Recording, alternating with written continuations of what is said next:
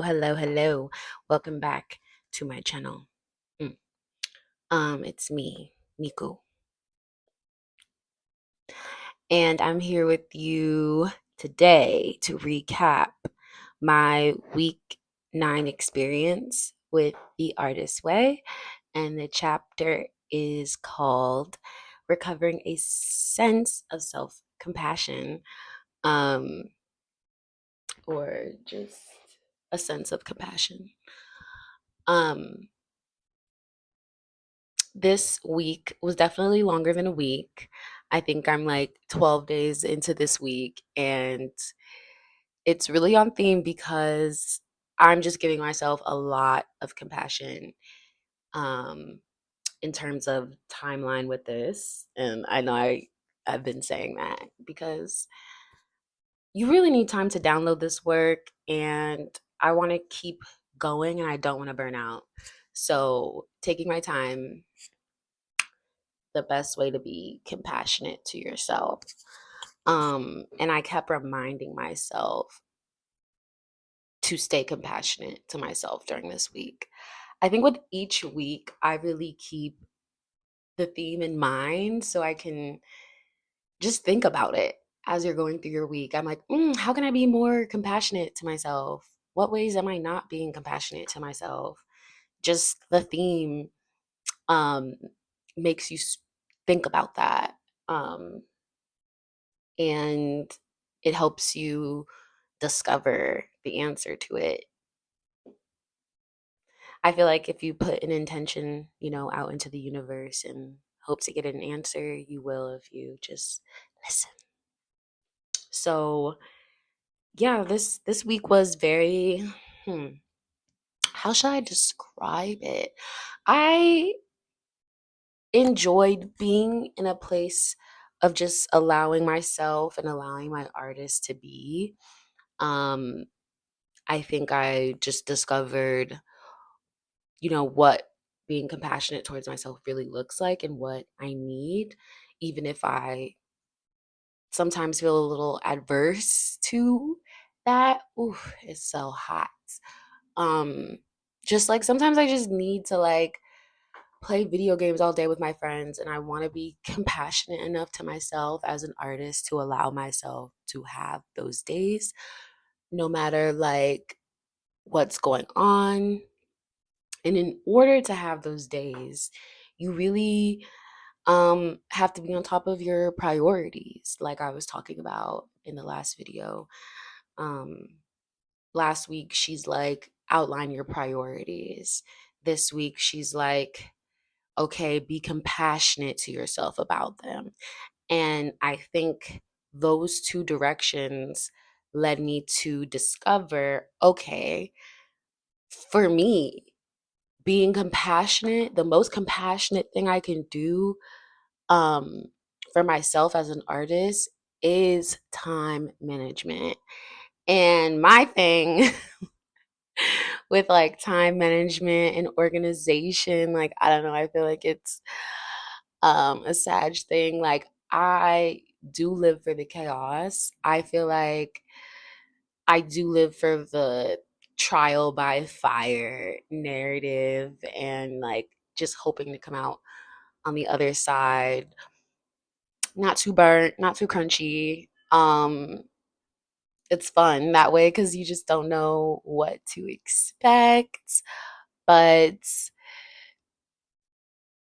no, the more compassionate thing, even though that's the more entertaining thing, the more compassionate thing to do for yourself is time manage, is energy manage, is getting your pieces in a row so when it's time to sit down, you're not stressed about all the different elements. It is giving yourself time and space to think, giving yourself your artist time and space to think. And that's, what I discovered through the teachings from last week and this week, combining and joining. And, in the chapter, her main topics are talking about fear, um, what fear really is for an artist and how that might look for you as an artist. Um, she says, blocked artists are not lazy, they are blocked. And that's definitely something that people will either tell you, or, I've told myself too, like, oh, you could do more, don't be lazy. And yeah, it is problematic because it's like you're not lazy, you're maybe just overwhelmed and you don't know where to start. And she's basically helping us look at our challenges a lot more compassionately. I think that it's hard when you are someone that pays attention to detail to not nitpick yourself. Um, but you really do have to allow your human artist to be a human artist if you want to get the best out of yourself. So, you know, if it's not happening, it's because you're likely to just dealing with fear, and that's something we all have to like work through. Um, so naming the thing, naming it fear. You're not lazy. Um, and then naming, what is a fear? Fear of failure, fear of success. Um, good stuff.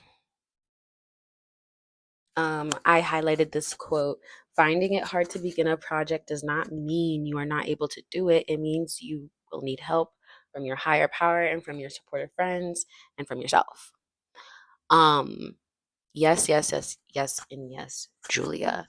I think that for me, when I definitely get overwhelmed with the idea of a project, it is because I need so many other elements and individuals to help me make it happen. And then you think about getting a team together, and it's like, okay, do I have the resources and energy and time for this at this moment?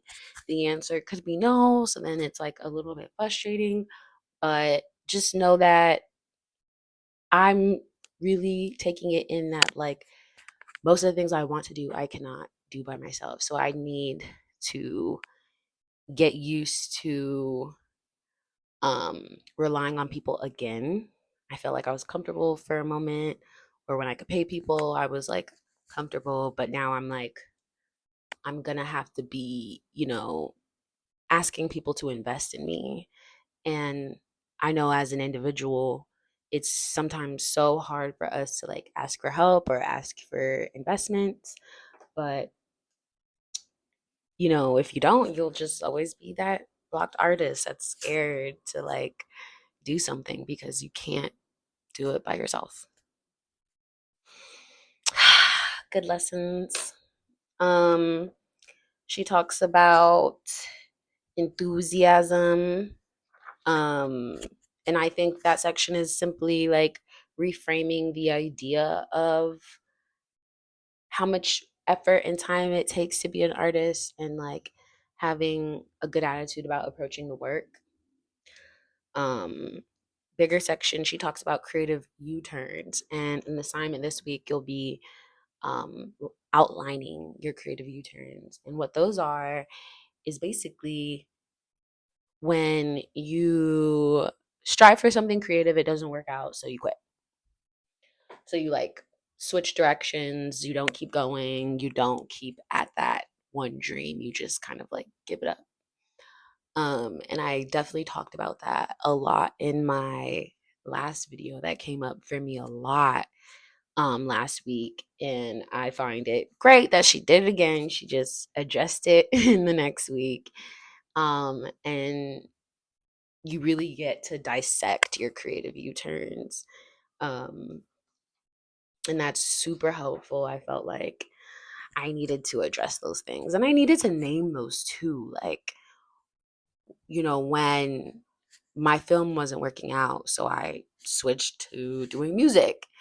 And it's not like I didn't love music already, but I had this very like tunnel vision, so I thought it was one or the other. And that was like a creative U-turn that I did, and now I'm like turning back around, and I'm like, no, I want both of y'all's. um so that was a fun journey to map out like all the different times that like I switched up creatively because it wasn't really working out the way I thought it was. Um, and then she outlines how to respond to yourself when you have that moment of like, okay, I'm realizing all the creative U-turns that I took because I was reacting to a loss out of fear um, or pain, and just allowing yourself to find acceptance in that and going, okay, I was just having a real reaction as an artist to the pain that I was experiencing. And that's why I had to do a creative U-turn.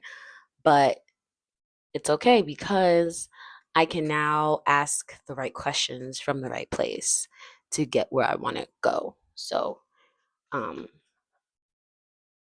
remembering just to be compassionate forever to your artist, like forever. It's a compassion that never should run out.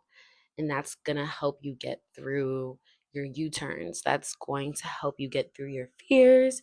And it's also going to help you get through your blocks. And there's a huge assignment in this chapter too that helps you outlines for you how to get through your blocks as well. So I think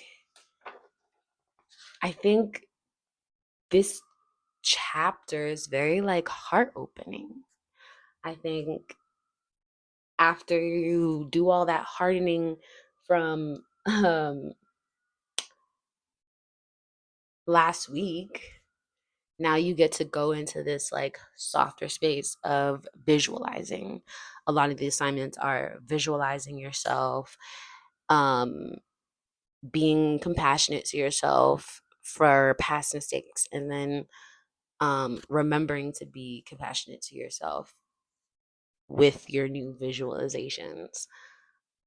And I think ultimately this week left me feeling very inspired. I've been imagining the details um, of my artistic successes. And I did struggle a lot to put the pen to paper. I was avoiding it a little bit just because I was like, I don't know. But once you start writing, you do know. And it's giving me so many ideas on how I'm about to approach this next era. Like, and I'm naming it, I think like everything era. It's gonna be like a everything era.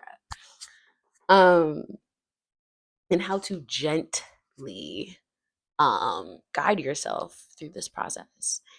I think compassion is just important because having a lack of compassion for yourself, having a lack of compassion for myself is what set me down creative U-turns that I feel like were a form of escapism and not exploration. And